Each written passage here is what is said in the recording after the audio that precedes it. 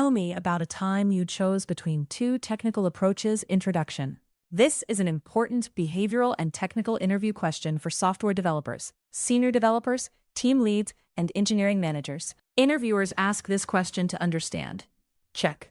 How you evaluate trade-offs. How you compare technical options. How you avoid choosing technology only because it is popular. How you consider business requirements. How you think about scalability, reliability, and maintainability.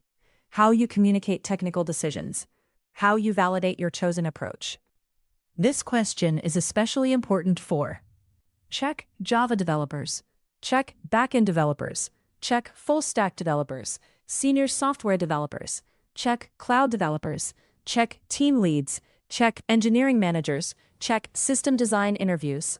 The best way to answer this question is by using the STAR method.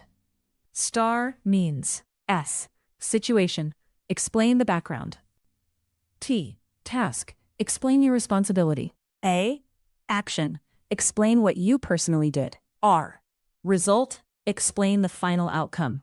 A good interview answer usually spends 10% situation, 10% task, 60% action, 20% result. The most important part is the action section, because interviewers want to understand how you compared the approaches and why you chose one. Question.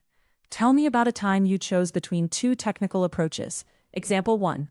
Choosing between REST API and Kafka situation. In one backend project, a user action needed to update another downstream system. The team discussed two possible approaches: calling the downstream system synchronously using a REST API, or publishing an event using Kafka.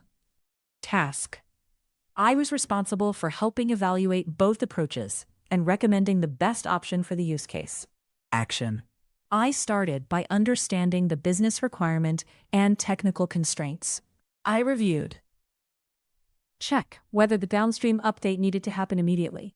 Check whether the user response should wait for the downstream system. Check downstream system reliability. Check expected traffic volume. Check retry requirements. Check audit requirements. Check failure handling. Check future scalability. The REST API approach was simpler and easier to implement. However, it would make the user request depend on the downstream system. If the downstream API was slow or unavailable, the user-facing request would also become slow or fail. Kafka added more complexity, but it allowed the downstream update to happen asynchronously. Since the downstream update did not need to block the user response, I recommended Kafka.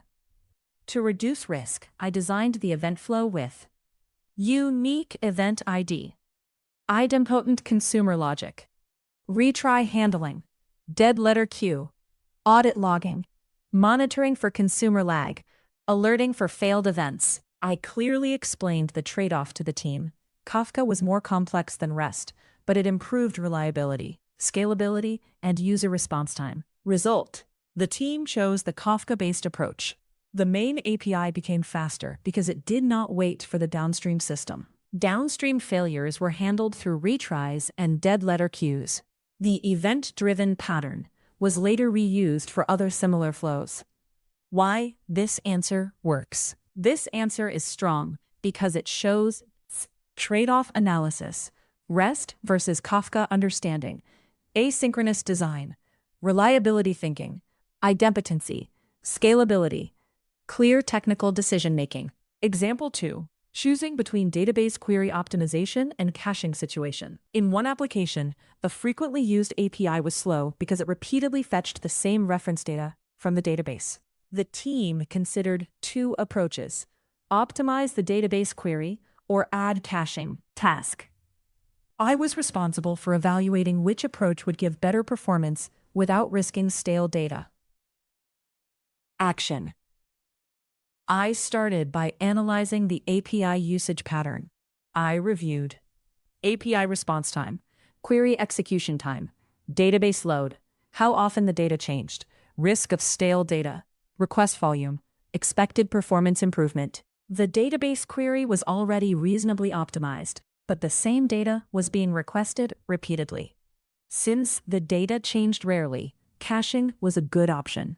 However, I did not want to cache everything blindly. I recommended a combined approach. Keep the query optimized. Cache only low-risk reference data. Use time-based expiration. Add cache eviction after admin updates. Fall back to database on cache miss. Monitor cache hit rate and API response time. This approach gave us the benefit of caching while reducing the risk of stale data. Result: the API response time improved significantly. Database calls for that reference data decreased. The caching pattern became a reusable approach for other read-heavy APIs. Why this answer works? This answer is good because it shows database performance thinking, caching trade-offs, data freshness awareness, conservative design, monitoring, practical decision-making. Example 3. Choosing between SQL and NoSQL situation. In one project, we needed to store user activity data for reporting and analytics. The team discussed whether to store the data in the existing relational database or use a NoSQL-style storage approach. Task: I was responsible for helping evaluate the storage approach based on query needs, data structure, and future scalability. Action: I started by reviewing how the data would be used. I asked questions such as, is the data transactional? Does it need strong relational consistency? What queries will be common? Will the schema change often? How much data volume is expected? Is this used for real-time reporting or later analysis?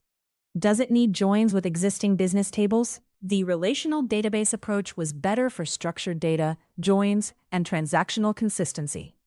The NoSQL approach was more flexible and could scale well for high-volume event-style data. In this case, the first release required joining activity data with existing user and account information for reports. So I recommended using the existing relational database for the initial version, with a clear table design, indexes, and archiving strategy. I also documented that if event volume grew significantly or reporting requirements changed, we could move activity events to a dedicated analytics store later. Result: the team used the relational database approach for the first release. It supported the required reporting queries and avoided unnecessary new infrastructure. The decision helped us deliver faster while keeping future scalability options open.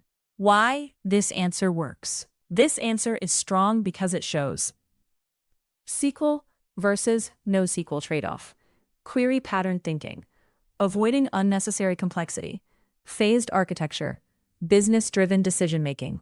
Example 4.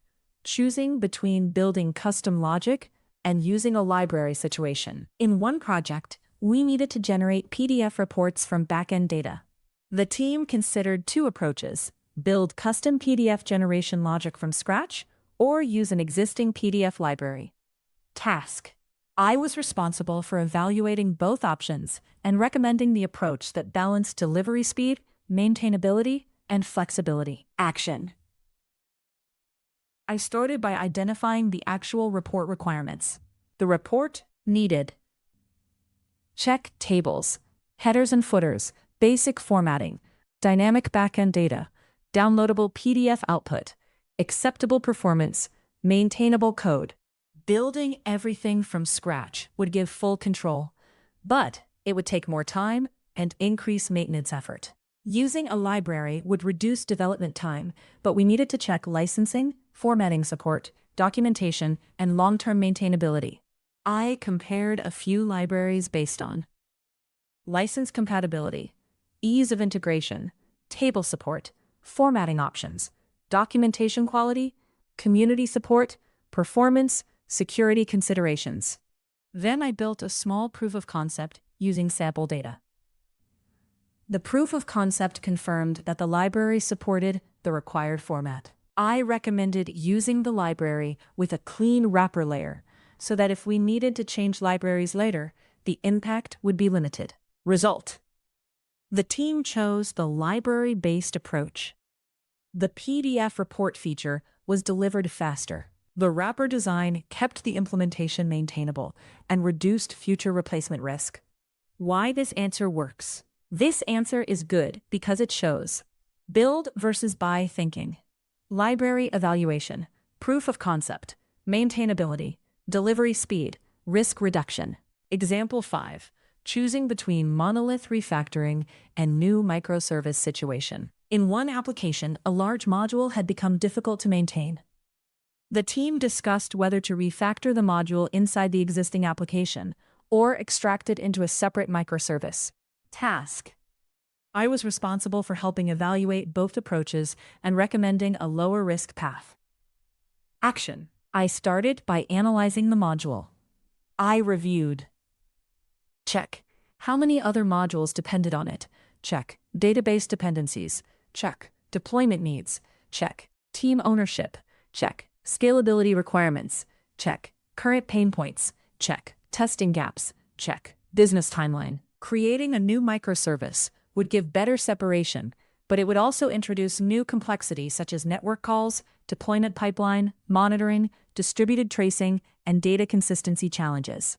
Refactoring inside the monolith would not solve every long-term concern, but it would reduce complexity faster and with less risk. Since the immediate problem was poor code structure and not independent scaling, I recommended refactoring the module first. The refactoring included ... separating controller, service, repository, and integration layers. Moving validation to a shared validator. Centralizing error handling. Improving unit tests. Reducing duplicate logic. Documenting module boundaries. I also documented that extraction to a microservice could be reconsidered later if independent scaling or team ownership became a stronger need. Result. The module became easier to maintain without introducing distributed system complexity. Test coverage improved. Future changes became faster, and the team avoided a risky, premature microservice migration. Why this answer works? This answer is strong because it shows. Check. Monolith versus microservice trade-off. Check. Avoiding over-engineering. Check. Incremental improvement. Check. Maintainability. Check. Risk management. Check. Architecture maturity. Example 6. Choosing between synchronous and asynchronous processing situation. In one application, a user action triggered a long-running operation. The team discussed whether the user should wait for the process to complete synchronously or whether the work should run asynchronously in the background. Task. I was responsible for evaluating both approaches and helping design the user flow. Action. I first reviewed the user expectation and business requirement. I checked how long the process could take, whether the result was needed immediately, what should happen if processing failed, how the user would track status, retry requirements, system load during peak time, user experience impact. A synchronous approach was simpler, but it could cause timeouts and poor user experience if processing took too long. An asynchronous approach required more design work, but it was better for long-running tasks. I recommended asynchronous processing. The design was: user submits request. API validates and creates processing record. API returns tracking ID. Worker processes request asynchronously. User checks status or receives notification. I also added calls processing status table, calls retry handling, calls failure reason tracking, calls timeout handling, calls monitoring, calls clear user messages. Result. The user-facing API became faster and more reliable. Long-running work no longer caused request timeouts. Users could track processing status, and failed jobs could be retried safely. Why this answer works? This answer is good because it shows sync versus async trade-off, user experience thinking, long-running job design, retry and status tracking, scalable backend design. Example 7. Choosing between pagination and returning all data situation. In one application, a screen displayed a list of records. Initially, the API returned all matching records in one response. As data volume grew, the response became slower and larger. The team discussed whether to keep returning all data or introduce pagination. Task. I was responsible for improving the API design while keeping the front-end user experience smooth. Action. I reviewed the API usage and data growth pattern.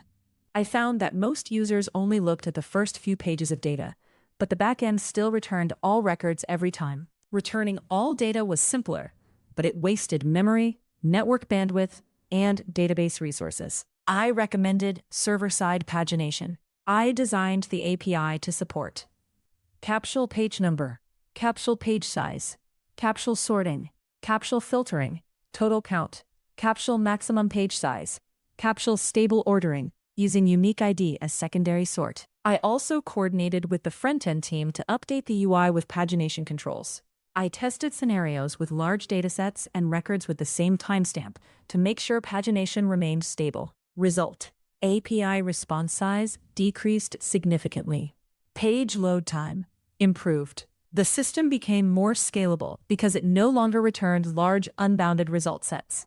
Why this answer works? This answer is strong because it shows API design improvement, pagination trade-off, response size control, database performance, front-end, back-end collaboration. Example 8.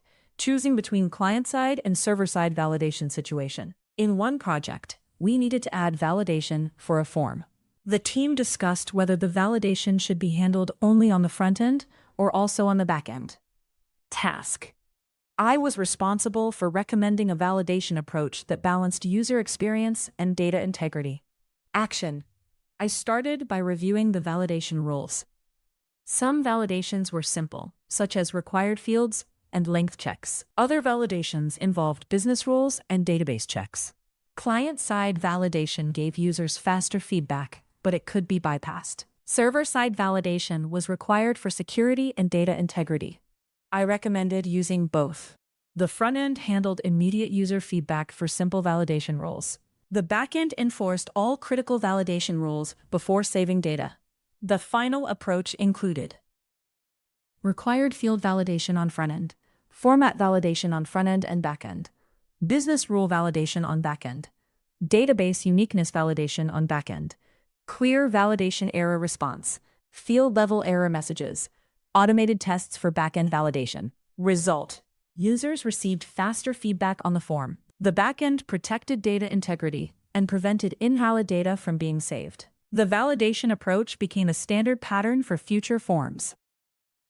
Why this answer works? This answer is good because it shows key front-end, back-end trade-off, key security awareness, key user experience, data integrity, key validation design, key reusable pattern. Best short answer version.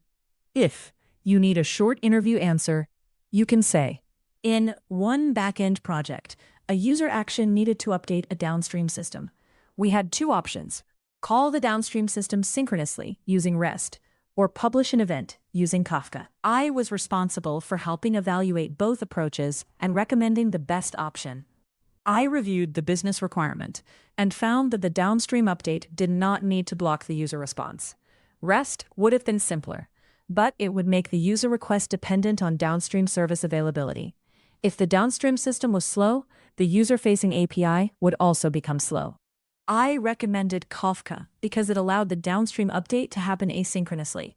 To manage the added complexity, I designed the flow with a unique event ID, idempotent consumer logic, retry handling, dead letter queue, audit logging, and monitoring. As a result, the main API became faster and more reliable. Downstream failures no longer blocked the user request, and the event-driven pattern was reused for similar flows. Common mistakes to avoid. 1. Saying one approach was obviously better. Bad answer.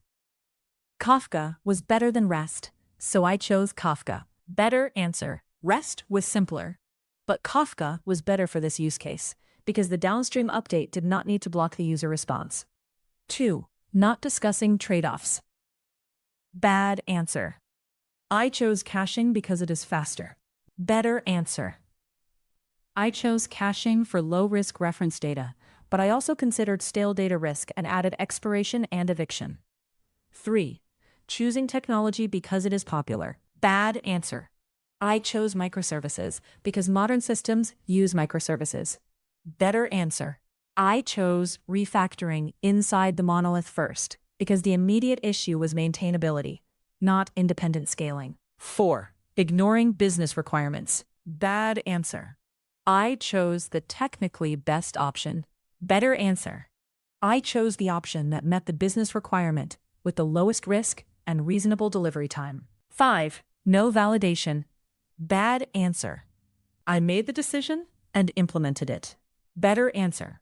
I validated the approach with a proof of concept, tests, monitoring, or production metrics. Best practices for answering this question. 1. Use the STAR method. 2. Clearly name the two approaches. 3. Explain the business problem. 4. Compare pros and cons. 5. Mention trade-offs. 6. Explain why you chose one approach. Show how you reduced risk. Mention testing or validation. Mention result and impact.